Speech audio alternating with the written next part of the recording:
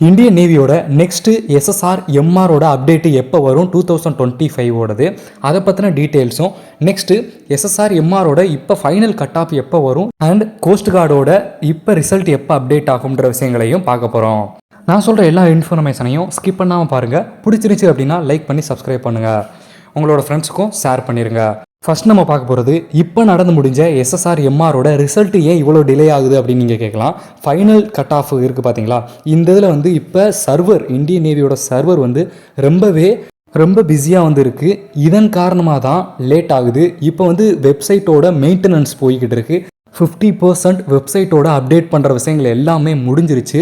Okay bro, எப்போ இதுக்கான full details, அதாவது என்னால் ரிசல்ட் அக்சஸ் பண்ணிக்கிற முடியும் அப்படின்னு கேட்டீங்க அப்படின்னா, அக்டோபர் 10லேருந்து 18ஆம் தேதிக்கு இடையில வந்து ரிசல்ட்டை வந்து அப்டேட் பண்ணிடுவாங்க. நெக்ஸ்ட்டு ரிசல்ட் வந்ததுக்கப்புறம் என்னென்ன அப்டேட்ஸ் இருக்கும் அப்படின்றதையும் நான் கூடிய விரைவில் உங்களுக்கு நான் அப்டேட் பண்ணுறேன். ரெண்டாவது நம்ம பார்க்க போகிற விஷயம், எஸ்எஸ்ஆரோட மெடிக்கல் அசிஸ்டண்ட் எக்ஸாமு அக்டோபர் 10ஆம் தேதி நடக்க போகுது அப்படின்றது தெரியும். சிலர் வந்து செலக்ட் ஆகிருப்பீங்க. ஏன் அப்படின்னா கட் ஆஃப் வந்து கிட்டத்தட்ட 89 இல்லை 88 அதுக்கு மேலே தான் வந்து வச்சுருந்துருக்காங்க. இதன் காரணமாக வந்து நம்ம நண்பர்கள் சிலர் செலக்ட் ஆகிருந்தீங்க, நிறையா பேர் வந்து மிஸ் பண்ணியிருந்தீங்க. அதாவது கட் ஆஃப் வந்து இல்லை ப்ரோ என்கிட்ட அப்படின்னு நினச்சி வருத்தப்படுறீங்க. இப்போ உங்களுக்கான நெக்ஸ்ட் அப்டேட் வரப்போகுது, வெயிட் பண்ணிக்கிட்டே இருங்க. அதுக்கு முன்னாடி இன்னொரு விஷயத்தை நம்ம பார்த்துலாம். இந்தியன் கோஸ்ட் கார்டோட ரிசல்ட்டு கண்டிப்பாக நம்ம எஸ்எஸ்ஆர் எம்ஆரோட ஃபைனல் கட் ஆஃப் ரிலீஸ் ஆகுது பார்த்தீங்களா, அதுக்கு முன்னாடியே 2 நாளைக்கு முன்னாடியே ரிலீஸ் ஆயிரும் அப்படின்னு சொல்லியிருக்காங்க. இந்த வட்டம் 2025 இப்போ போகிற இந்த செட்டோட எஸ்எஸ்ஆர் எம்ஆர் இந்த செட்டோட சேர்த்தே இவங்களுக்கான ட்ரைனிங்கும் நடக்க போகுது. ஏன் அப்படின்னா கோஸ்ட் கார்டுக்கும் இந்தியன் நேவிக்கும் ரெண்டுத்துக்குமே ட்ரைனிங் பேஸ் நம்ம ஒடிசா தான், அதாவது ஐஎன்எஸ் சில்கா தான். அப்படின்றப்ப இந்த வட்டம் எல்லா அப்டேட்ஸும் இவங்களோட சேர்த்தே தான் நம்மளுக்கு நடக்க போகுது. இதையும் நல்லா ஞாபகம் வச்சுக்கோங்க. வாங்க இப்போ நம்ம 3வது அப்டேட்ஸுக்கு போகலாம். அக்னிவீர் நேவி எஸ்எஸ்ஆர் எம்ஆரோட நெக்ஸ்ட் நோட்டிஃபிகேஷன் எப்போ வரும் அப்படின்ற டவுட்ஸ் இருக்கும். அதுக்கு முன்னாடி ஒரு விஷயம் தெரிஞ்சுக்கோங்க, இனிமேல் இயர்லி 1 டைம் தான் வேகன்சி விட போகிறேன் அப்படின்னு வந்து அறிவிச்சிருக்காங்க. அதாவது ஒவ்வொரு வருஷத்துக்கும் ஒரே நோட்டிஃபிகேஷன் தான் வரும். இந்த 2 பேட்சுக்கான மொத்த வேகன்சியையும் ஒரே இதிலே நாங்கள் எடுத்துருவோம் அப்படின்னு வந்து சொல்லியிருக்காங்க. இதில் அந்த 20% பெர்மனெண்ட் ஆகிற அந்த விஷயம் இருக்குது பார்த்தீங்களா, அந்த ஒரு காரணத்தை கன்சிடர் பண்ணி ஒரே பம்பர் வேக்கன்சியாக எடுத்துருவோம், அதிலிருந்து நம்ம இது பண்ணிக்கிறலாம் அப்படின்ற ஒரு இதை வந்து சொல்லியிருக்காங்க தகவலை. நெக்ஸ்ட்டு இதுக்கான நோட்டிஃபிகேஷன் எப்போ வரும் அப்படின்ற டவுட் வந்து உங்கள் எல்லாத்துக்கும் இருக்கும். ஏப்ரல் 2025 இந்த டைமுக்குள்ளே உங்களுக்கு நோட்டிஃபிகேஷன் வந்து வந்துடும். நெக்ஸ்ட்டு எப்போ நம்ம ஃபார்ம் ஃபில்லப் அப்ளை பண்ணுற மாதிரி இருக்கும் அப்படின்னா மே 2025 வரைக்கும் வந்து டைம் கொடுத்துருப்பாங்க. முக்கியமான விஷயம், டேட் ஆஃப் பர்த் எந்த ஏஜ்லேருந்து எந்த ஏஜுக்கு இடைப்பட்டவங்களை செலக்ட் பண்ணுவாங்க இந்த இதில் அப்படின்னு நீங்கள் கேட்கலாம். 01/11/2004 அதில் இருந்து 30/4/2008 ஓகேங்களா. இந்த வயதுக்கு இடைப்பட்ட ஆளாக நீங்கள் இருந்தீங்க அப்படின்னா தாராளமாக ப்ரிப்பரேஷனை இப்பயே ஸ்டார்ட் பண்ணிடுங்க. இதுக்கு முன்னாடி நீங்கள் அப்ளை பண்ணி மிஸ் பண்ணியிருந்தாலும் பரவாயில்ல, எஸ்எஸ்ஆர் மெடிக்கல் அசிஸ்டண்ட்டில் மிஸ் பண்ணியிருந்தாலும் பரவாயில்ல, நம்ம நண்பர்கள் எல்லாருமே ப்ரிப்பரேஷனை ஸ்டார்ட் பண்ண ஆரம்பிச்சிருங்க. ஏன் அப்படின்னா உங்களுக்கு மினிமம் இல்லை மேக்ஸிமம் டைமே இங்கே இருக்குது. 10 மாதங்கள் கிட்ட வந்து நம்மளுக்கு டைம் இருக்குது.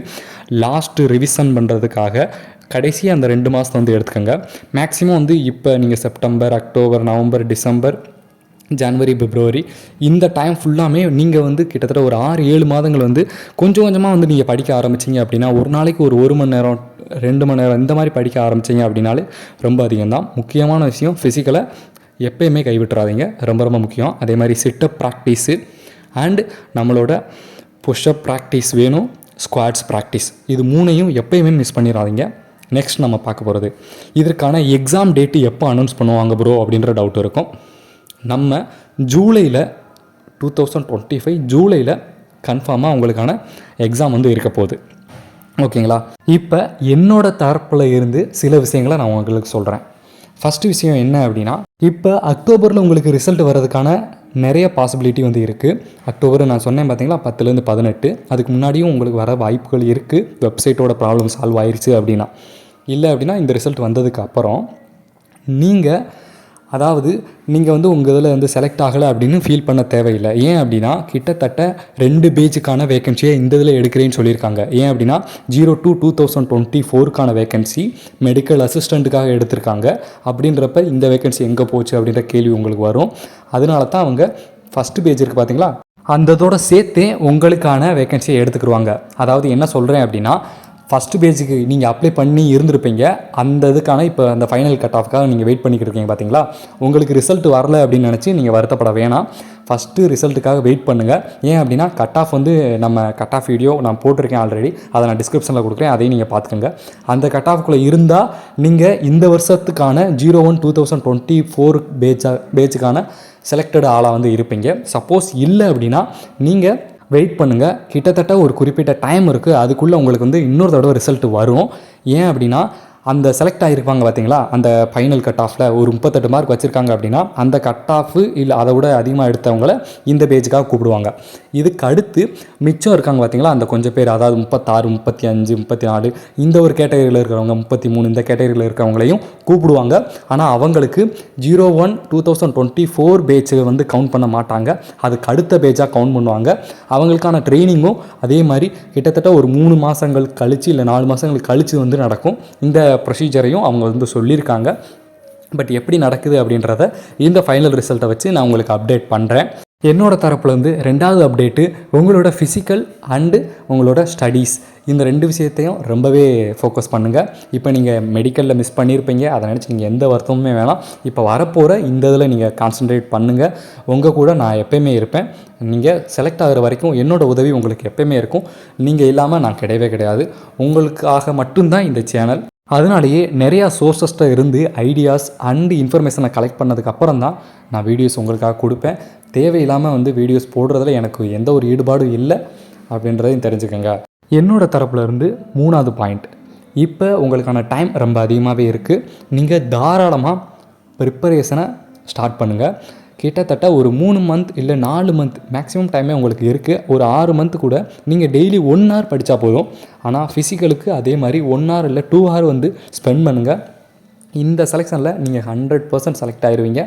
இதை தவிர்த்து நம்ம ப்ரீவியஸ் இயர் கொஸ்டின்ஸ் இருக்குது பார்த்தீங்களா, அதாவது நம்ம அதில் அக்னிவீர் எக்ஸாம் கொஸ்டின்ஸ்னு ப்ளேலிஸ்ட் வந்துருக்கு, அந்த இதை யூஸ் பண்ணிக்கோங்க. ஏன் அப்படின்னா இப்போ போன வருஷம் நடந்த அந்த கொஸ்டின்ஸோட அதே மாதிரியே தான் கொஸ்டினோட அப்டேட்ஸும் அடுத்தும் வந்து கேட்பாங்க. எப்போயுமே ப்ரீவியஸ் இயரை டிபெண்ட் பண்ணி பேஸ் பண்ணி தான் வந்து கொஸ்டின்ஸ் வந்து இருக்கும். அதுலேருந்து ஐடியாஸ் எடுத்துக்கோங்க. அதை தவிர்த்து எல்லா வீடியோஸ் பார்த்துட்டு அதிலிருந்து உங்களுக்கான ஐடியாஸை எடுத்துக்கோங்க. அது மட்டும் இல்லாமல் உங்களோட ஓன் ப்ரிப்பரேஷனையும் கூடையே கொடுத்துக்கிட்டே இருங்க. இந்த இதில் நீங்கள் செலக்ட் ஆகுவீங்க அப்படின்னு முழு நம்பிக்கையோடு போராடுங்க. அடுத்த அப்டேட்ஸ் வந்துச்சு அப்படின்னா உங்களுக்கு நான் அப்டேட் பண்ணுறேன். நன்றி நண்பா.